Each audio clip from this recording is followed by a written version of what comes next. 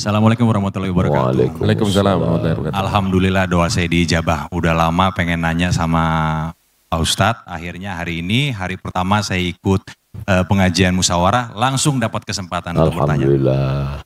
Saya seorang mualaf. Saya memeluk Islam setelah saya menikah. Dan saya merasa Islam suatu agama yang luar biasa. Waktu sebelum saya memeluk agama Islam, saya ke gereja pun setahun sekali udah syukur. Tapi saya bertransformasi menjadi seseorang yang berusaha untuk menjadi lebih baik di Islam sampai bisa sholat 5 waktu, mempelajari yang lain-lain.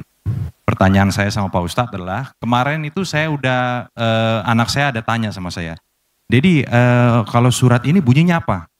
Wah, saya mulai nggak tahu nih, ya kan? Nah, saya rasa saya mulai harus belajar banyak mengenai Islam, mengenai surah dan lain sebagainya. Pertanyaan saya yang mungkin ini adalah keresahan hati juga beberapa saudara-saudara kita yang mualaf, Pak Ustadz.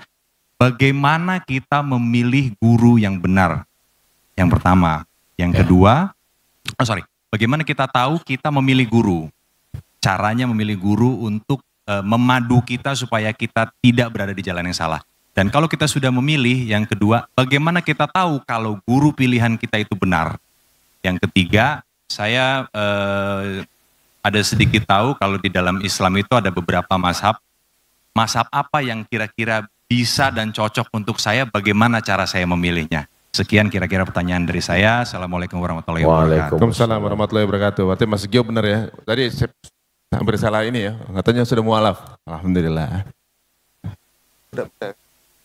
Monggo silakan Ustaz. Apa saya jawabin Ustaz?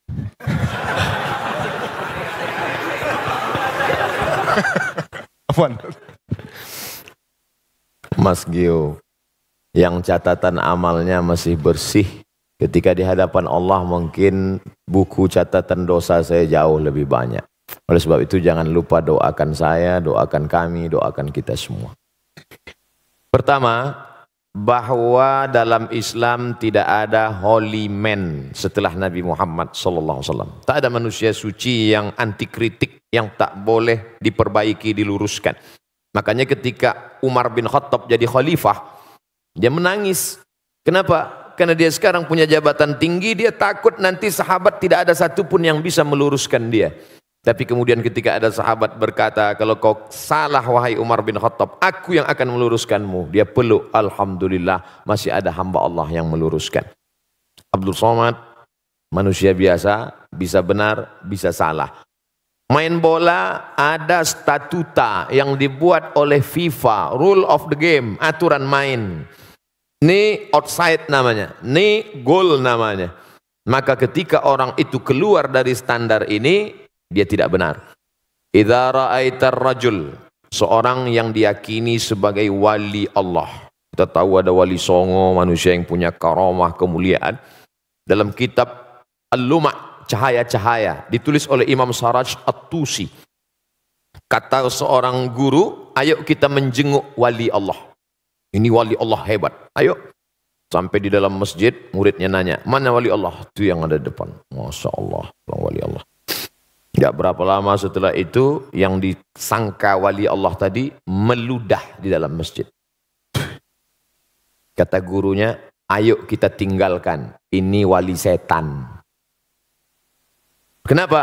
Karena perbuatannya bertentangan dengan syariat Islam, haram meludah dalam masjid.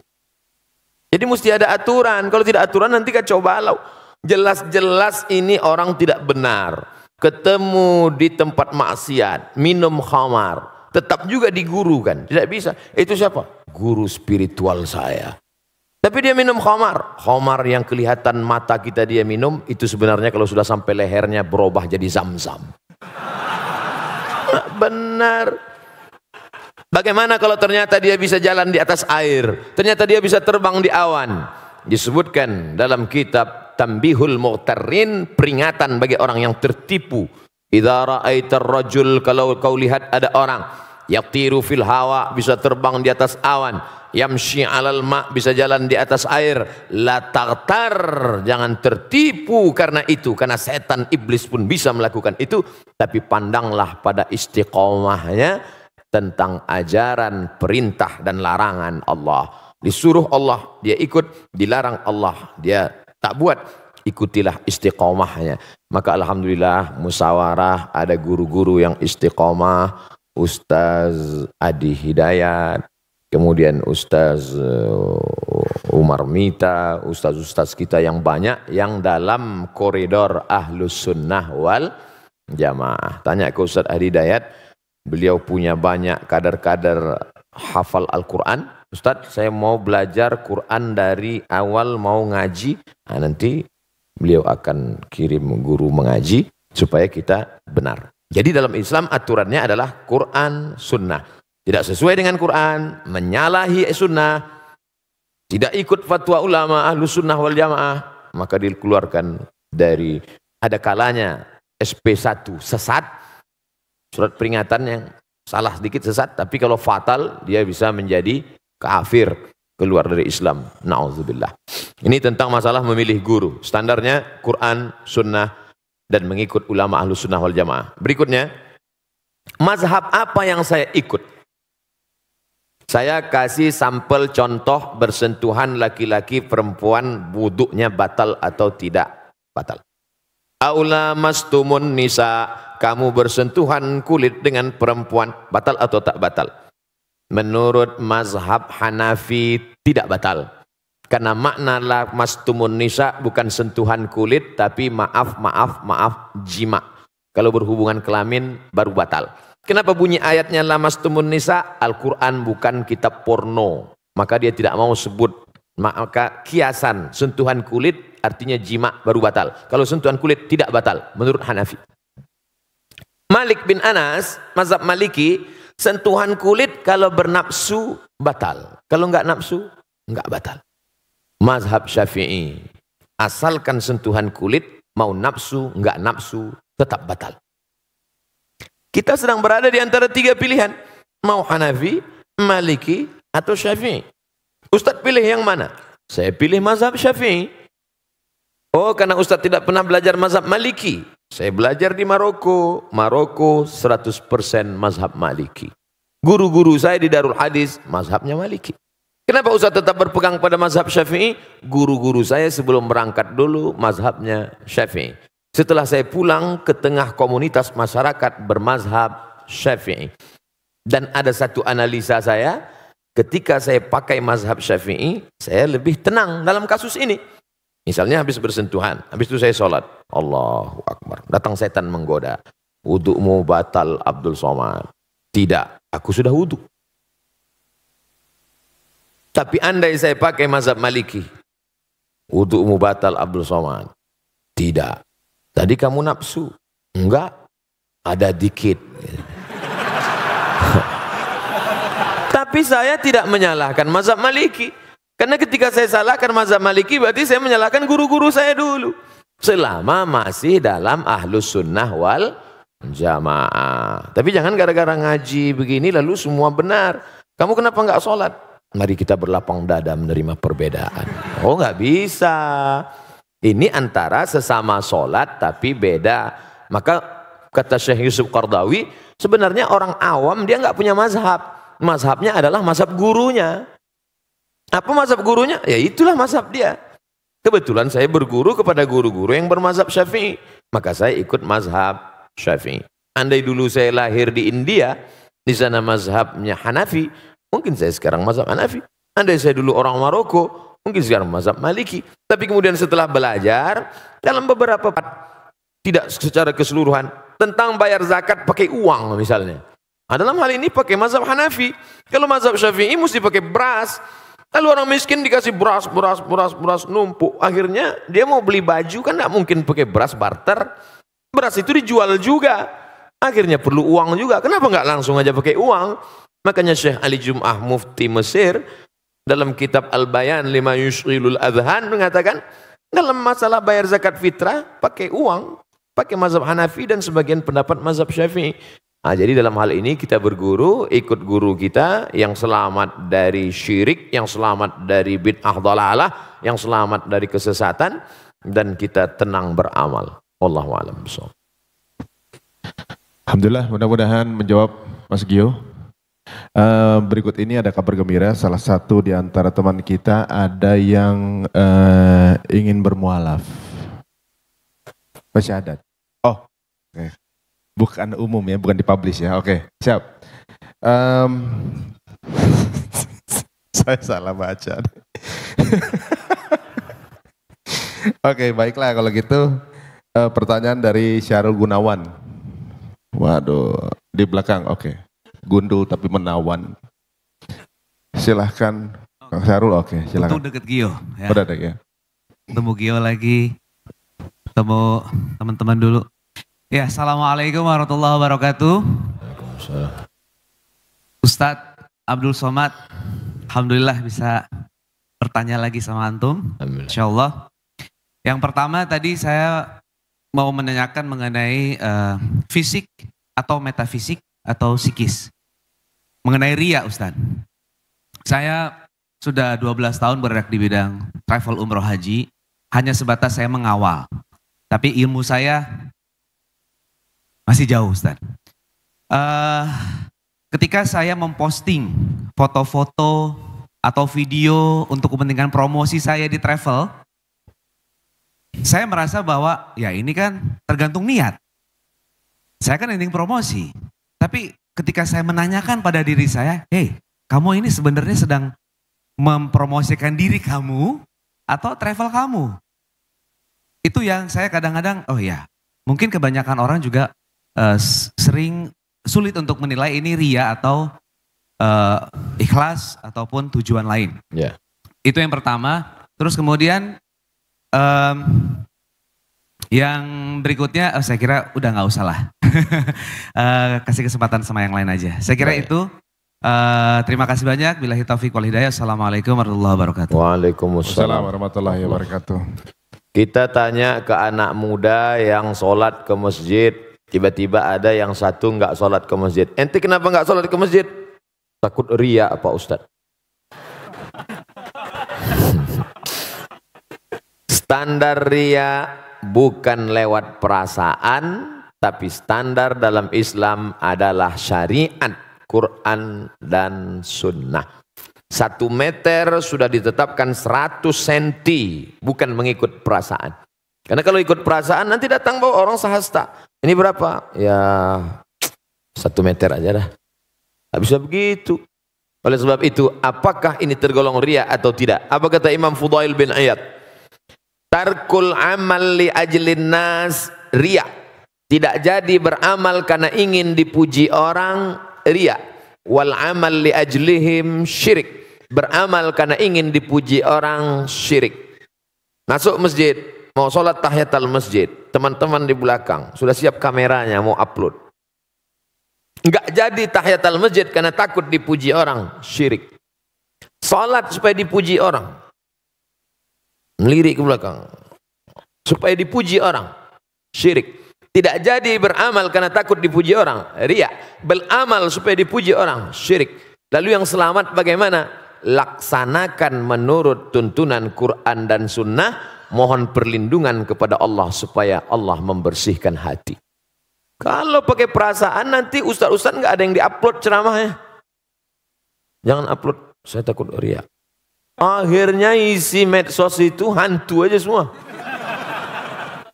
Makanya ulama sekaliber Habib Umar bin Hafiz, ada FB-nya, ada Instagram, ada follower, ada muhibbin. Habib Umar bin Hafiz. Kemudian pula Syekh Ali Jum'ah, Habib Ali Zainal Abidin. Tetap ada. Untuk apa? Ini syiar. Syiar. Faham ini sebagai syiar. Wal budna ja'alnaha lakum min sya'airillah. Onta-onta dan kambing-kambing yang dipotong itu bagian dari syiar agama Allah. Apa hubungan? Apa hubungan onta dan kambing itu syiar? Ketika penyembelihan onta dan kambing saat hari raya kurban, istri, anak dipanggil ramai-ramai menyaksikan supaya orang melihat, oh ternyata orang Islam itu hebat ya. Orang Islam itu ramai kalau bagi-bagi daging kambing ya. Kalau sholat subuh aja yang sunyi ya. Ini syiar. Begitu juga dengan postingan Mas Syahrul Gunawan, maka postingan itu tidak mempertunjukkan terlalu lebay, misalnya sampai sampai berdoa pun, dulu orang berdoa menghadap Ka'bah, sekarang berdoa membelakangi Ka'bah. Nah, itu terlalu berlebihan. Tapi sekedar bercerita bahwa ini pergi umrah, ini syiar. Kloter pertama keberangkatan umrah setelah haji akan dilaksanakan tanggal sekian. Syiar menunjukkan ekonomi Indonesia baik, menunjukkan bahwa jamaah umrah ramai. Nah, ini. Jadi ada standar kelayakan, kepantasan. Maka dalil dalam Islam itu sampai 10. Quran, hadis, ijma', qiyas, syar'u man qablana, saddu zara'i, qaulu sahabi, istihsan, istishab, urf. Standar kepantasan, kelayakan. Ini pantas enggak? Ini layak enggak? Ketika layak, pantas, maka tidak masuk dalam kategori riya. Bahwa dia senantiasa berbisik-bisik dalam hati, memang kerja setan. Itu memang sudah SOS, standar operasional setan. La'atiyannahum min baini aidihim, aku akan datang dari depan, wa min khalfihim, dari belakang, wa an aimanihim, dari kanan, wa an syama'ilihim, dari kiri. Setan memang sudah datang. Lalu cara kita membalasnya, kita laksanakan niat baik, istighfar. Astaghfirullahaladzim, astaghfirullah. Halau dia hilangkan itu semua. Mudah-mudahan kita diselamatkan semua dari riya dalam rangka menegakkan agama Allah. Amin ya rabbal alamin. Mohon maaf, Ari, satu lagi Ri, penting Ri. Ustadz, mohon maaf, mengenai mazhab tadi, ada kita kebanyakan Syafi'i, ada Hanafi, Hambali. Ketika kita ada di haram misalnya, ada yang duduknya duduk di antara dua sujud, ada yang duduk tahiyat akhir. Kita berpegang teguh bahwa rakaat terakhir itu tahiyat akhir dengan posisi duduk yang agak miring. Tapi banyak juga orang Indonesia yang mengikuti duduk di antara dua sujud. Ada jamaah yang nanya sama saya nggak bisa jawab Ustadz. Nah itu baiknya bagaimana? Apakah kita harus konsisten dengan mazhab kita dengan tata cara seperti itu atau kita bisa mengikuti, fleksibel? Terima kasih Ustadz. Makasih Ri. Thank you. Udah kejawab kan? Alhamdulillah ya, terima kasih.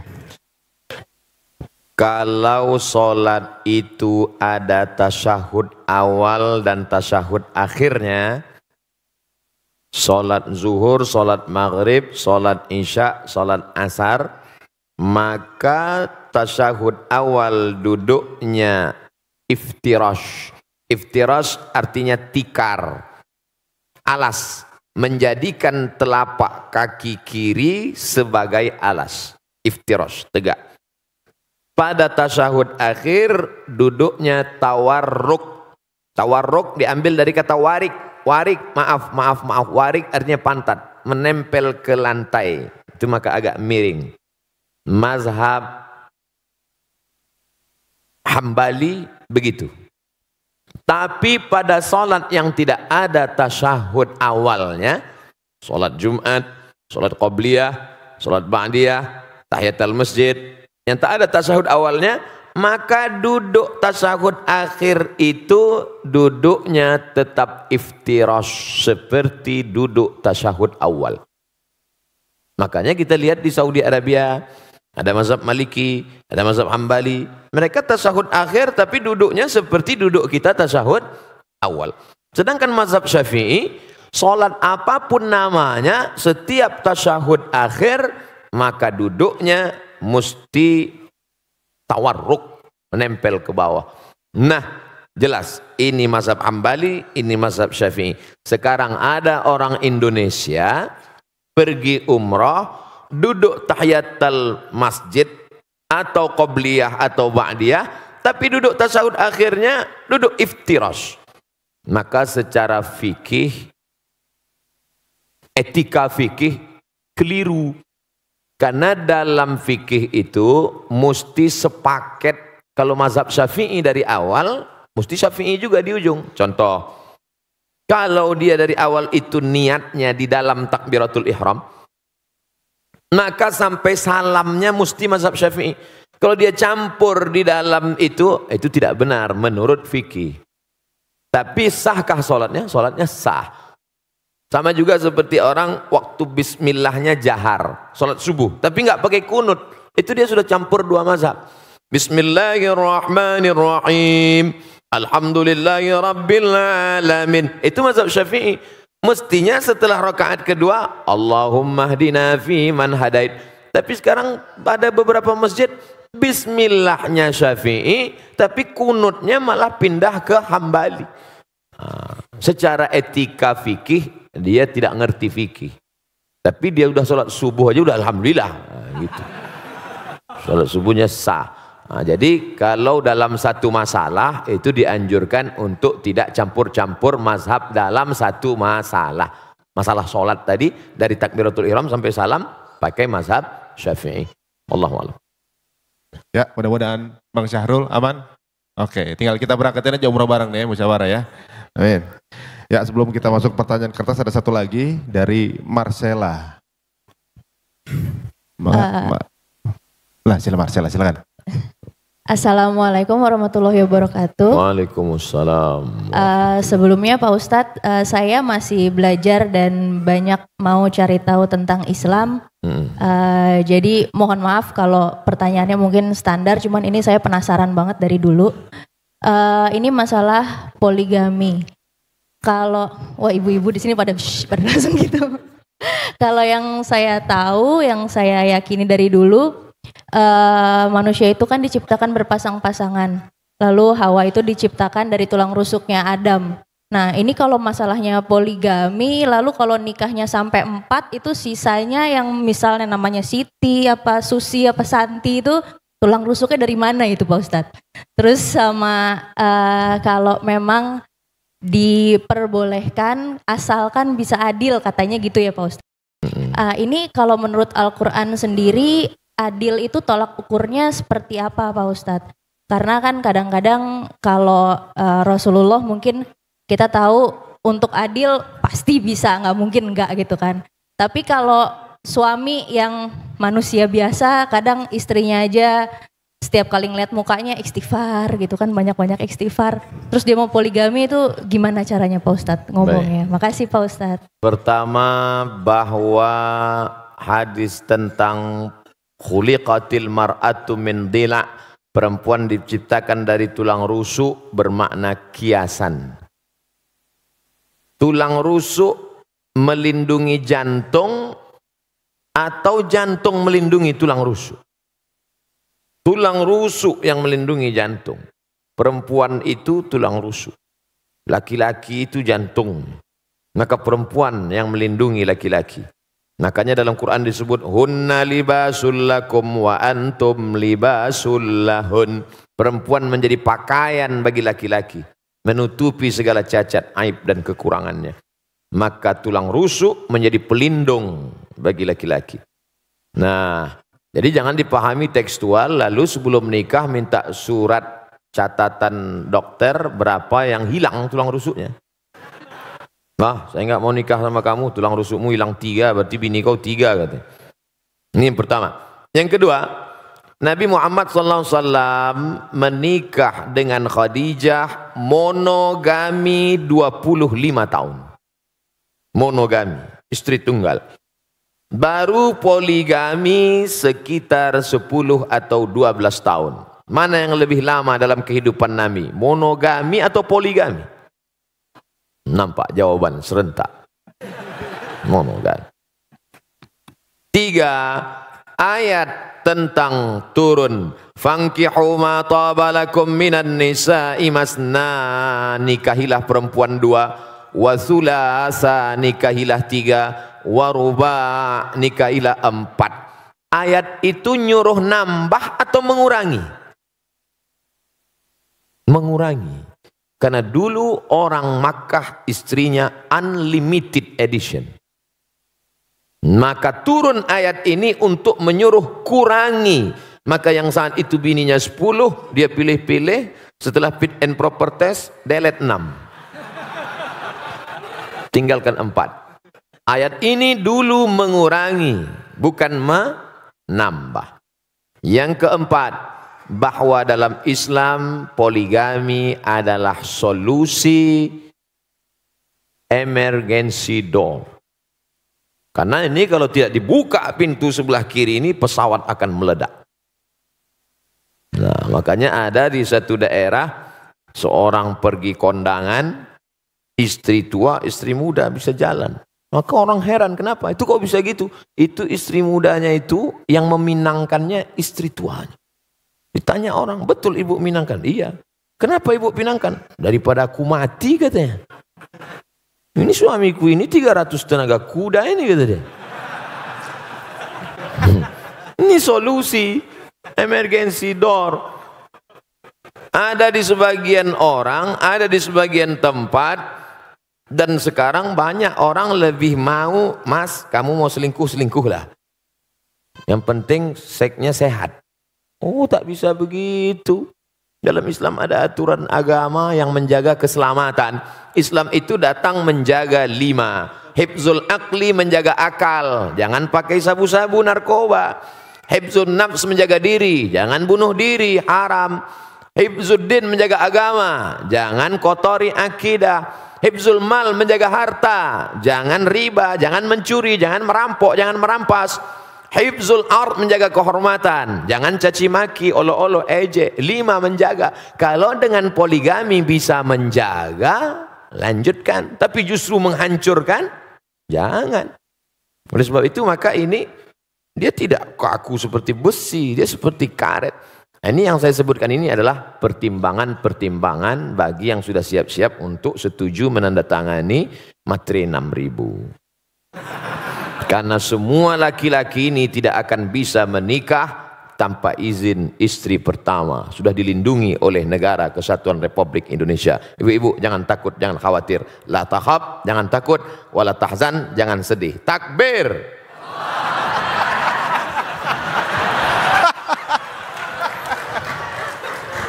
Pas istri saya lihat Ustaz. Alhamdulillah ya, aman ya ibu-ibu ya. Aman.